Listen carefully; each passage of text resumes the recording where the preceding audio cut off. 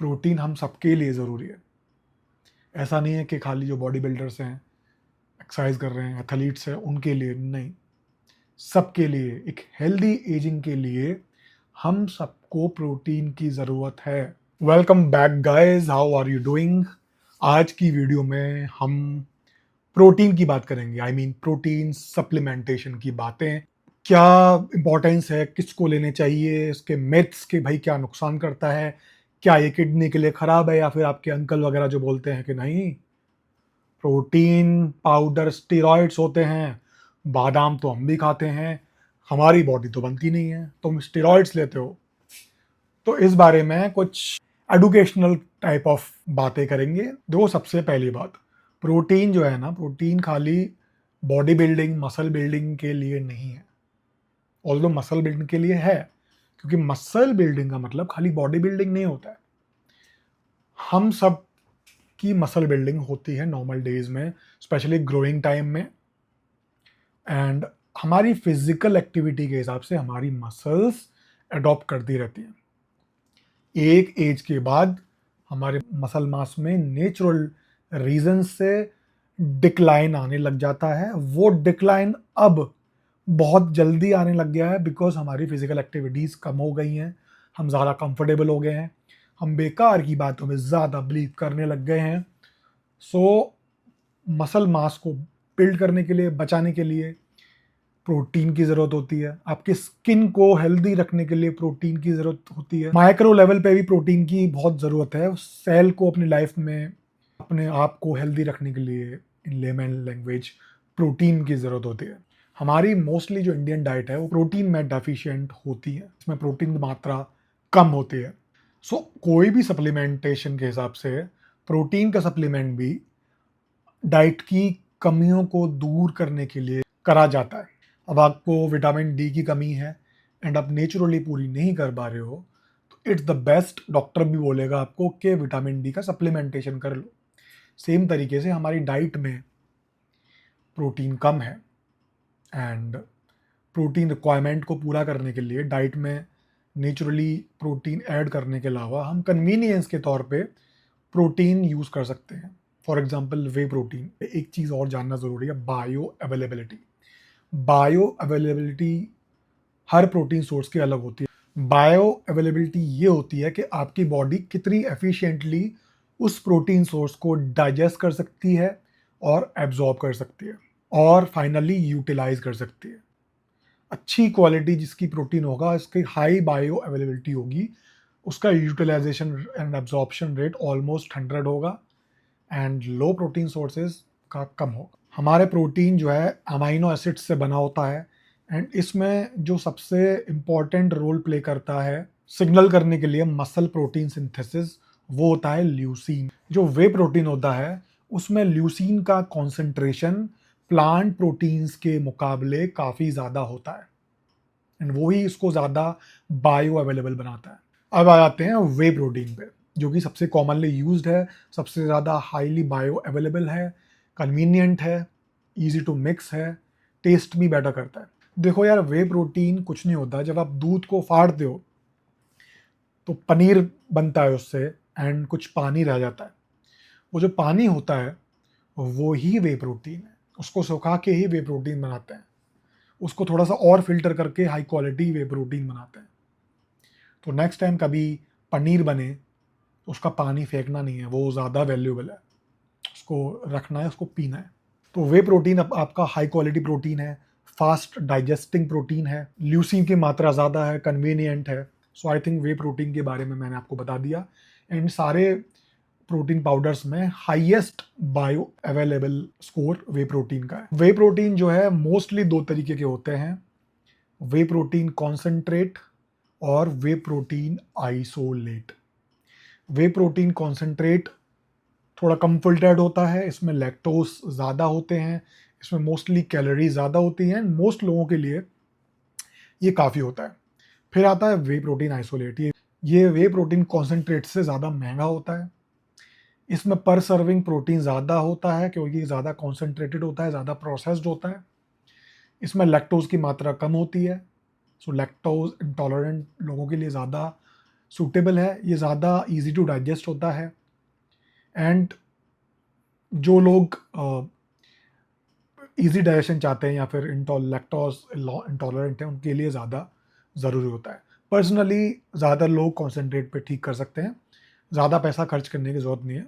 बहुत सारी ब्रांड जो होती हैं तो वो मिक्स करके बनाते हैं, तो ये वो best of the both worlds आप कह सकते हो उसको। तो ये मैंने आपको बहुत आसानी से समझा दिया कि कैसे दो तरह के होते हैं। मार्केट में और भी आपको तरह के मिलेंगे, वे प्रोटीन, हाइड्रो आइसोलेट। आइसोलेट को और ज़्यादा प्रोसेस करके और ज़्यादा डाइजेस्टेबल बना दिया जाता है, जिससे कि वो और ज़्यादा लाइट हो जाता है, बट उसका कॉस्ट जो होता है उसके बराबर उतना उसका कोई फ़ायदा नहीं है। आइसोलेट भी काफ़ी है आपके लिए, अगर आपको पर सर्विंग ज़्यादा प्रोटीन चाहिए, ज़्यादा डाइजेस्टेबिलिटी चाहिए एंड लैक्टोज इंटॉलरेंस की वजह से ले रहे हो तो। सो रियल वर्ल्ड में मसल बिल्डिंग के लिए ऐसा नहीं है कि कोई किसी से ज़्यादा सुपीरियर है, दोनों अपनी अपनी जगह गुड हैं, whatever suits to you.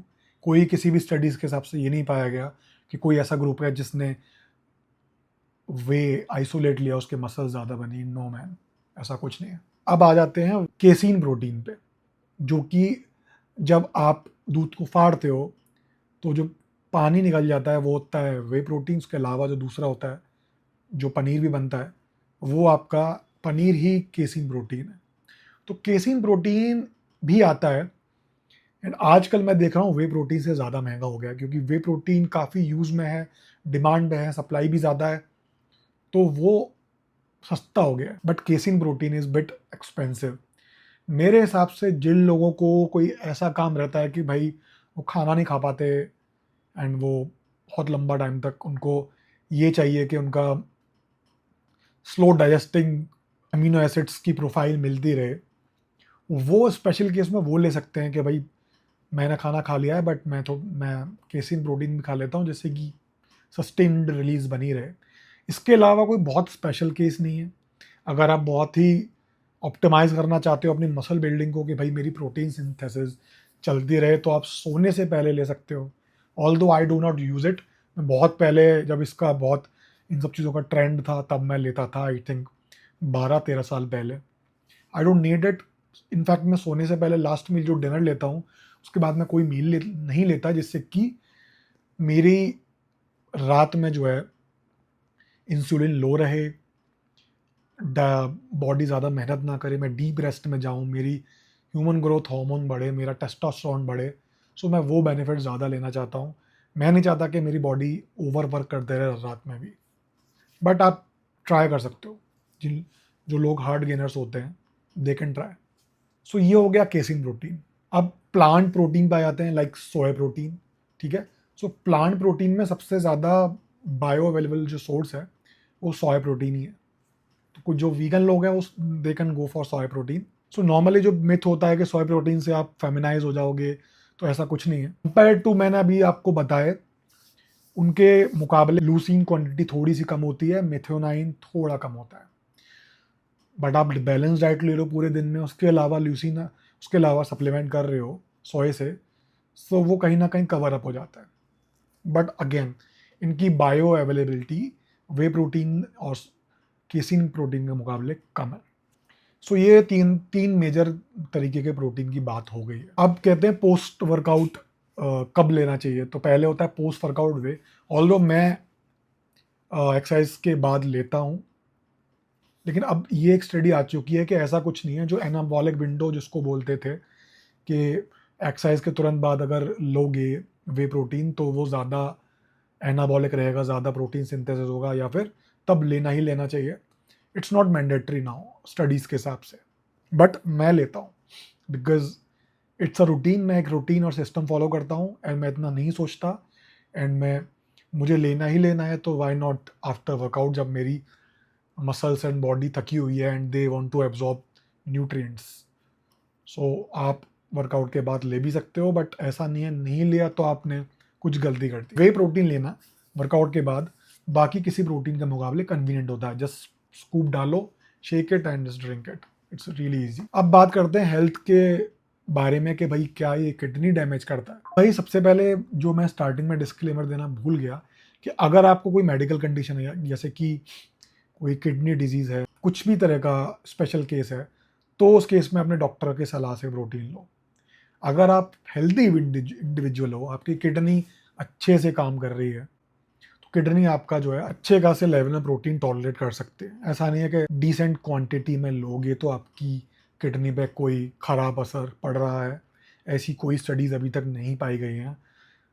Extreme पूरे दिन अगर प्रोटीन खाए जा रहे हो, 10 स्कूप खा रहे हो, उसके अलावा और भी खा रहे हो, so that's a separate thing. वो तो फिर आप दुनिया की कोई चीज़ भी ले लो, प्रोटीन ही क्यों, हर चीज़ की अति फिर बुरी होती है।